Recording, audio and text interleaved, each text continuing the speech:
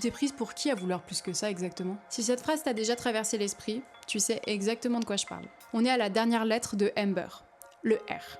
Le retour au rôle. Franchement, c'est l'étape la plus difficile à regarder en face. Et forcément, c'est aussi la plus importante à comprendre. Après la colère, l'élan est retombé. L'excitation du « cette fois c'est la bonne » évaporée. Et avec elle, les peurs qui reviennent. La peur de perdre l'amour. Si je change, ils vont partir. La peur d'être trop. Non mais je vais passer pour une égoïste. La peur du conflit. Je peux pas faire ça, ça va créer des tensions. La peur du vide identitaire. Si je suis plus celle qui s'adapte aux autres, je suis qui? Ces peurs, elles sont puissantes. Elles sont puissantes parce qu'elles touchent à l'essentiel. L'amour, le lien, l'appartenance, l'identité. Tout ce que t'as appris à protéger en t'effaçant petit à petit. Alors dans ce moment, les croyances reprennent le dessus. Et à nouveau, on retrouve la culpabilité. Pour qui je me suis prise à vouloir plus que ce que j'ai déjà? Non mais franchement, j'ai déjà la chance d'avoir tout ce que j'ai, je vais pas me plaindre.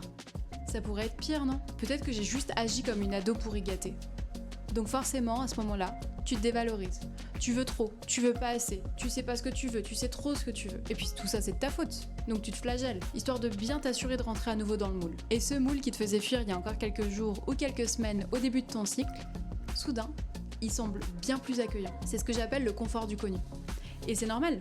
Après un tel chaos émotionnel, après un tel ascenseur émotionnel sur plusieurs jours ou plusieurs semaines, tu te sens en insécurité. T'as hâte de retrouver des repères qui avant te débectaient. Pendant quelques instants ou quelques jours, tu t'es senti seul, isolé, sans connaissances, sans ressources. Tu t'es retrouvé face à un vide que t'avais jamais appris à habiter. Donc forcément, ça fait du bien de revenir à ce rôle que tu connais si bien. Ce rôle qui est sécurisé, sécurisant. Certes, c'est pas du bonheur. C'est une espèce de semi-noyade un peu confortable. Mais ça tient. Quelques semaines, quelques mois.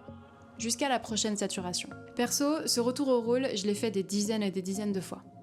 C'est le cycle déclic, élan, retombée, et je le connais par cœur. À chaque fois, je me détestais un peu plus de revenir au point de départ. Mais ce que j'avais pas encore compris à l'époque, c'est que c'est pas un point de départ. C'est une boucle, tu le sais maintenant. Effacement, minimisation, bouillonnement, élan, retour. Amber. La boucle est bouclée. Sauf que t'es pas obligé de rester dedans.